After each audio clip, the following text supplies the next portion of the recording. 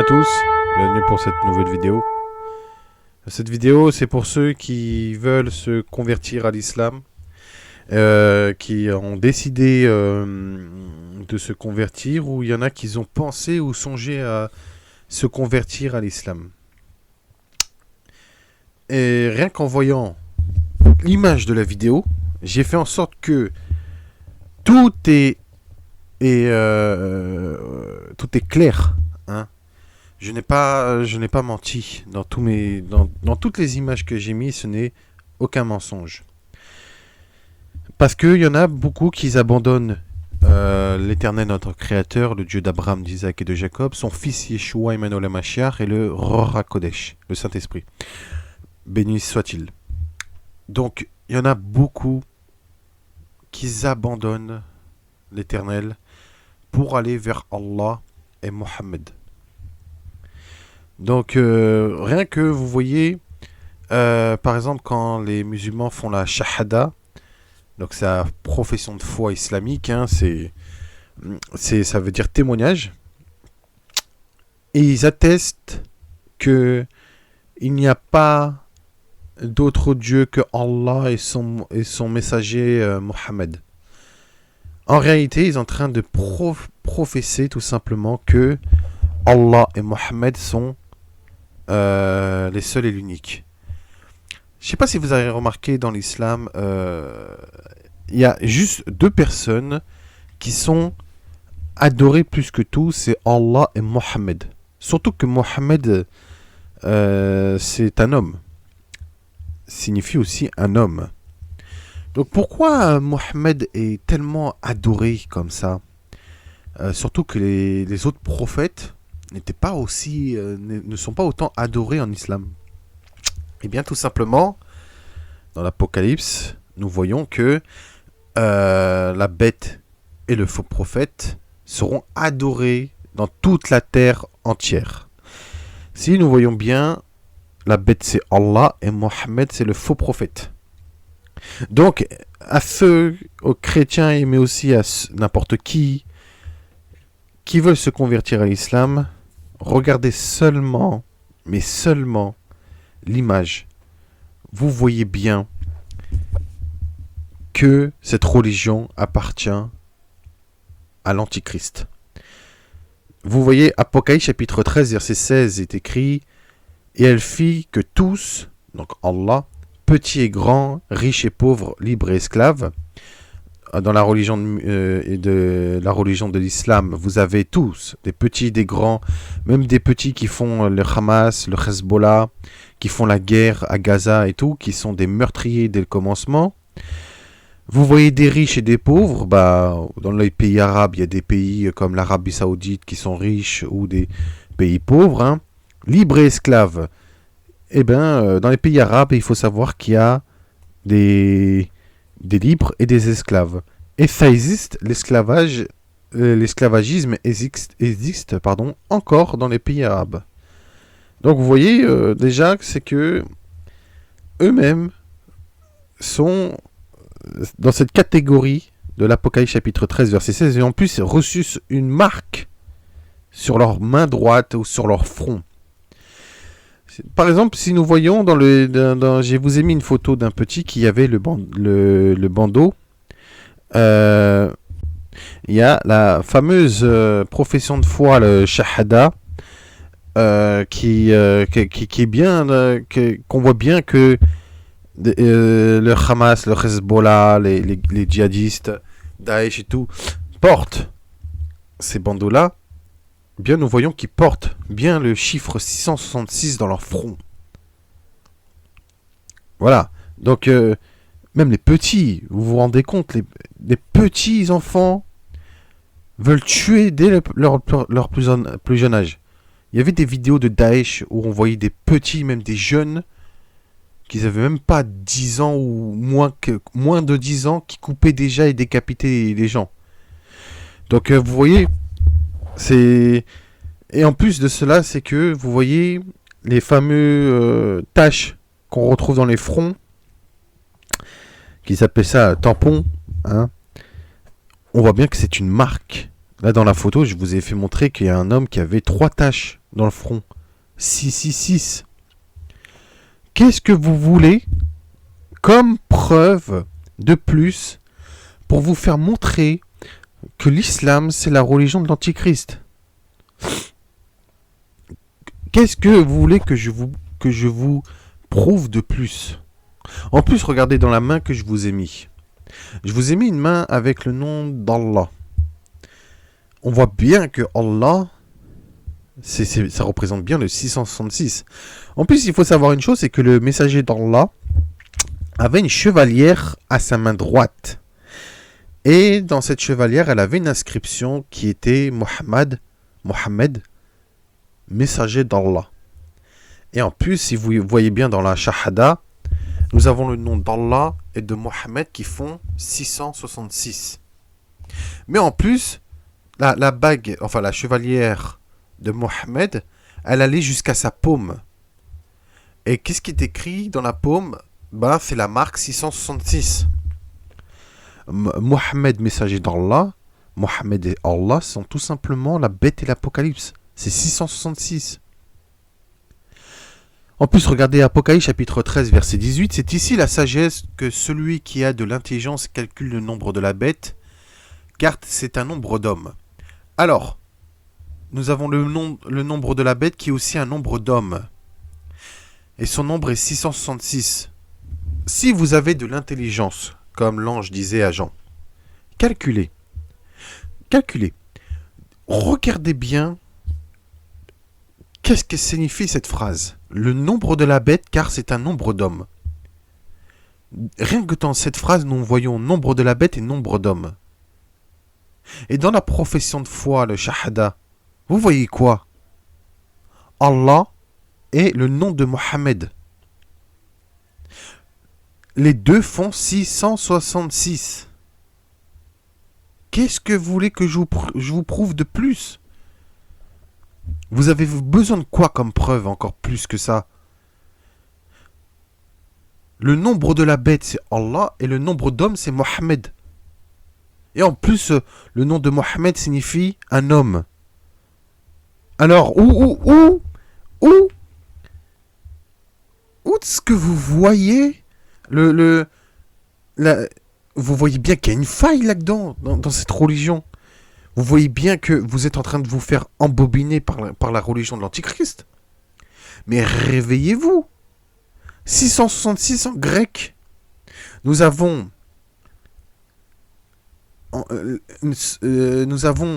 les mêmes choses que la shahada. Je vous ai mis l'image à côté. Vous avez le nom de Allah et le nom de Mohammed. Et là, je vous ai mis 666 en grec ancien. Il faut savoir une chose, c'est que le christianisme est apparu avant l'islam. Donc, qu'est-ce que vous voulez que je vous prouve de plus? Vous avez toutes les preuves devant vous. En plus, je vais vous donner la véritable signification du drapeau palestinien. Parce qu'il faut savoir une chose, c'est que la shahada, beaucoup la portent, notamment dans le drapeau de l'Arabie Saoudite, le Hamas, tous les djihadistes et tout ça, ils portent cette marque. Le drapeau palestinien, si vous regardez bien, elle est de 4 couleurs. Couleur rouge, verte, noire et blanc. Couleur blanche, pardon. Donc, le rouge signifie le sang, la haine. Signifie le meurtre, tout simplement. Le vert, elle représente la terre. Et on voit bien que sur terre, il y a de la haine, puisque la terre appartient au mal, tout simplement. En plus, sous terre, vous avez l'enfer, donc le règne de Satan, qui est sur terre. Vous avez bien compris maintenant. Le vert signifie la terre, l'élément terre. Et Satan a son règne sur terre. Rien que vous voyez la shahada qui a un nombre 666 en grec ancien, vous voyez le rouge qui signifie le sang, le meurtre et la haine et tout. Le vert qui signifie la terre, donc la terre, il y a des guerres sur terre, il y a le mal sur terre et le règne de Satan sur terre. Le noir représente les ténèbres absolues, le mal. Il représente l'obscurité, la lune, les forces du mal, les ténèbres. Et le blanc représente tout simplement, comme Yeshua l'a dit, des brebis, des loups déguisés en brebis. Eh oui, voilà ce que signifie tout simplement, parce que tout simplement, ils ont mis le blanc pour dire qu'ils sont les gentils, les bons, les persécutés, mais en vrai c'est le sens inverse. Vous voyez dans le drapeau d'Israël, vous avez le blanc et le bleu trélet, qui est la couleur de Dieu. Le blanc représente la pureté et le bleu représente la royauté de l'Éternel. En plus avec l'étoile de David bleu, qui représente le règne davidique et le règne du Mashiach Yeshua.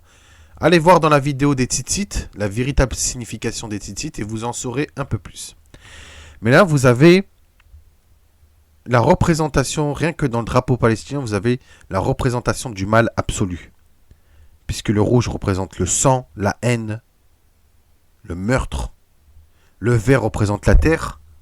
Et puisque Satan a son règne sur terre, donc, le noir représente les ténèbres, le mal absolu. Et le blanc représente tout simplement les loups déguisés en agneaux ou le dragon déguisé en brebis. Hein? Et tout simplement parce qu'ils veulent se faire victimes alors que ce sont des assassins. Ce sont des assassins, des meurtriers. Voilà. Donc voilà. Voilà le véritable drapeau des Palestiniens. Et tous ceux qui ont un drapeau de Palestinien chez eux ont tout simplement le règne du mal. Le règne de Satan chez eux. Là, tout concorde bien puisque Mohammed et Allah signifie 666. La Shahada, c'est la profession de foi que, en réalité, ils sont en train de professer que Mohammed est le faux prophète de l'Apocalypse et que Allah est la bête de l'Apocalypse. Voilà ce qu'ils professent, tout simplement. Et donc, en ayant avec le drapeau palestinien, c'est qu'ils professent le règne de Satan sur terre.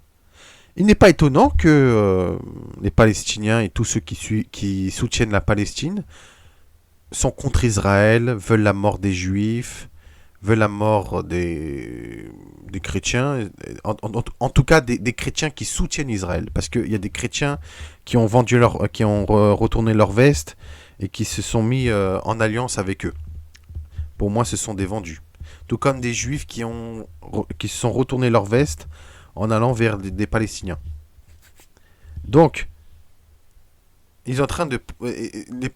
Si nous voyons bien, les Palestiniens veulent détruire tout ce qui appartient à Dieu, puisque le royaume de Dieu, c'est le royaume d'Israël. La terre d'Israël appartient à l'Éternel. Yeshua a dit que Jérusalem est la ville du grand roi, donc de l'Éternel. Le dôme du rocher, là, la mosquée, là... la coupole dorée là, qui se trouve à Jérusalem, tout simplement, elle est en train d'étouffer le temple de Salomon. Si vous avez bien remarqué, c'est que ils ont mis cette mosquée là en plein cœur où il y avait le Saint des Saints.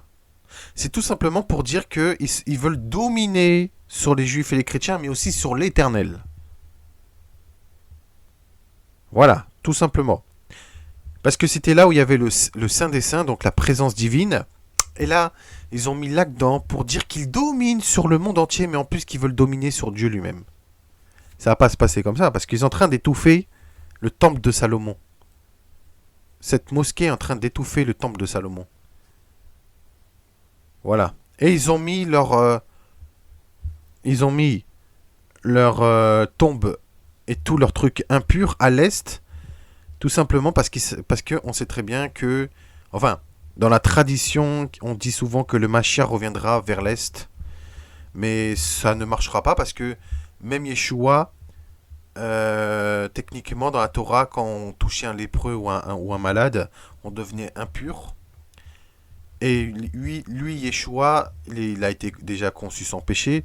Mais en plus de cela, c'est qu'il guérissait des lépreux, des impurs et tout, sans se rendre impur. Donc ça ne marchera pas, ce qu'ils ont fait et tout. Puis l'Est représente, on dit souvent que l'Est représente souvent le mauvais côté. Les Jérusalem-Est a été repris par les Palestiniens parce qu'on dit souvent que le Machar reviendra par l'Est. Voilà. C'est pour ça qu'ils ont pris ce côté pour vouloir dominer sur le Machar. Il n'est pas étonnant puisque Satan, lui, il va rassembler toutes les personnes à la fin pour combattre contre celui qui sera assis sur le cheval, donc c'est Yeshua. Et il fera la guerre, tout simplement. Parce qu'ils veulent tuer une seconde fois Yeshua. Mais Yeshua, ça ne se passera pas comme ça. Il reviendra en vaillant guerrier et il exterminera tous ses ennemis, tout simplement. Là, franchement, vous ne pouvez pas nier que c'est le mal, tout simplement. Regardez ce que j'ai trouvé, un petit... c'est à propos d'un passage, je ne sais pas si c'est un hadith ou un truc comme ça, il est écrit « J'étais un enfant à la charge de l'envoyé d'Allah. Quand je prenais mon repas, je laissais ma main se promener dans le plat. » Ah, donc le prophète, le messager dit « Jeune homme, avant de commencer à manger, invoque le nom d'Allah, mange de la main droite et prends ce qui se trouve devant toi. » Donc, pourquoi ? Eh bien, tout simplement, la main droite fait référence à la bête. Parce que même l'islam, ils ont dit que celui qui veut boire et manger par la main gauche est interdit et celui qui fait a commis un péché. Ça me fait rappeler le clergé catholique qui frappait des pauvres personnes et qui ligotait des pauvres enfants qui écrivaient de la main gauche parce qu'il disait c'est Satan.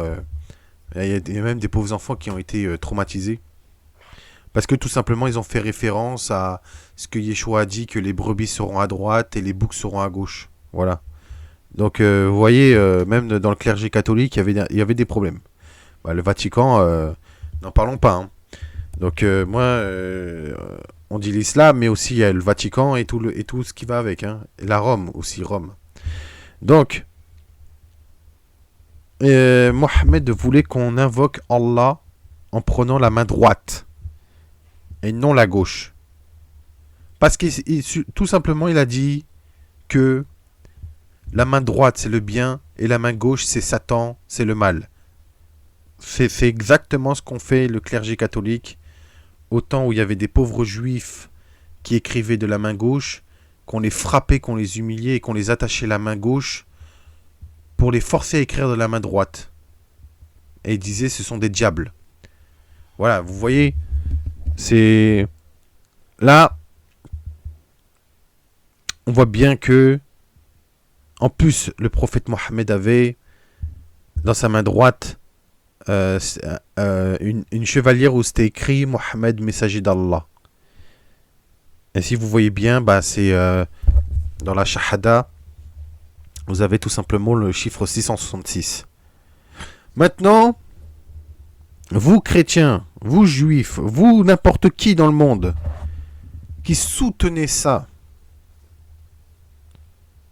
maintenant, vous avez plus de preuves. Vous avez plus d'arguments. Excusez-moi. Vous avez plus d'arguments pour dire oh, mais c'est la paix. Faut pas voir le mal partout. Il faut pas être comme ça. Ou alors il y en a qui disent bah je vais me reconvertir à l'islam parce que c'est la véritable religion. C'est une religion de paix, d'amour et de vérité. C'est la seule et l'unique. Vous avez plus d'excuses.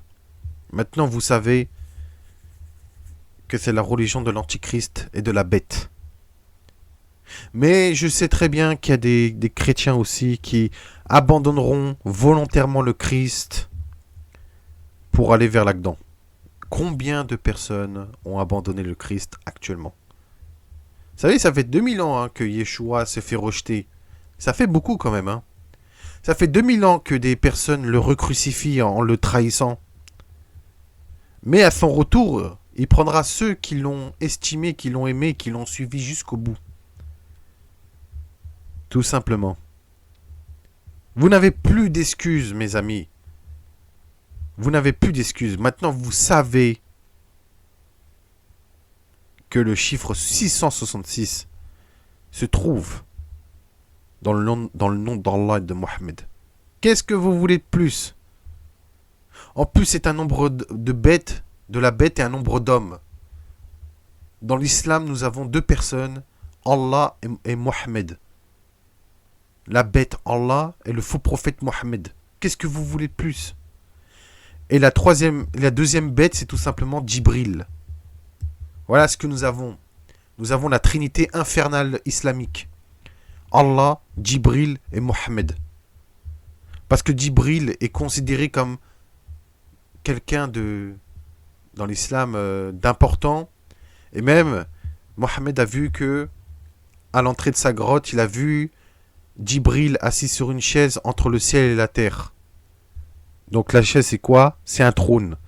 Donc, la première bête,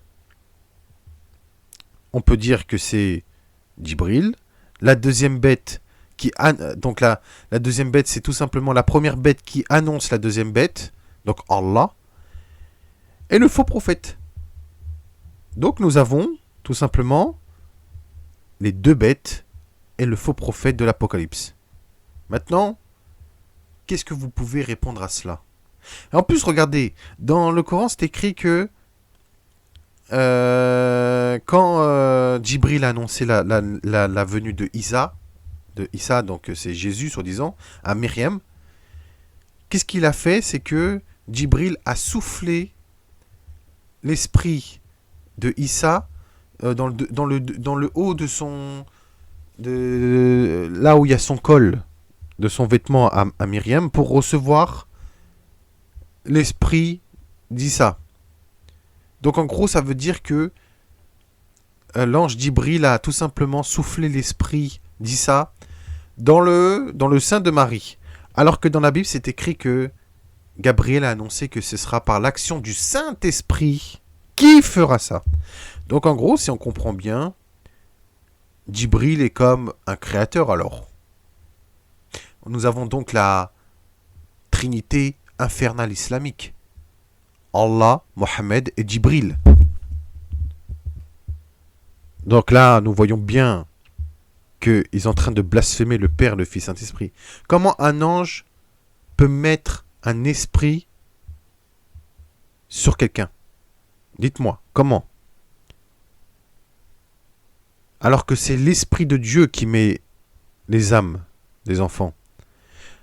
La naissance de Yeshua, c'était par l'action du Saint-Esprit, donc l'Esprit même du Seigneur. Et là, c'est Gabriel qui souffle. Et après, elle fut enceinte. Non, là, vous voyez bien qu'il y a un problème. Nous voyons bien qu'il y a un problème. Tout simplement. Comment un ange peut mettre un esprit dans le sein de quelqu'un? C'est l'Esprit Saint. Donc, nous voyons bien que il y a bien une trinité infernale islamique. Allah, Mohammed et Djibril. Maintenant, ça représente les deux bêtes de l'Apocalypse et le faux prophète. Tout simplement. Vous n'avez plus d'excuses pour dire non, mais l'islam, c'est la véritable religion et tout. Non, là, vous n'avez plus d'excuses. Plus aucune excuse. Là, vous avez toutes les preuves en main. Maintenant, si vous voulez écouter, c'est très bien. Si vous voulez vous repentir, c'est encore mieux que ça. Mais si vous ne voulez pas écouter et vous ne voulez pas vous repentir, je ne force personne. Je ne force personne. De toute façon, c'est l'Éternel lui-même qui jugera tout cela. Mais moi, je fais juste mon travail. S'il y a des gens qui veulent rester dans la religion de l'antichrist et du faux prophète et de la bête Allah, c'est leur problème. Je vous bénis au nom de Yeshua Emmanuel HaMashiach. Merci de m'avoir écouté. Et j'espère que la vérité vous affranchira un jour. Ouvrez vos yeux. Et ceux qui veulent se convertir à l'islam, maintenant vous avez les preuves que ce n'est pas la bonne religion. À bientôt, shalom.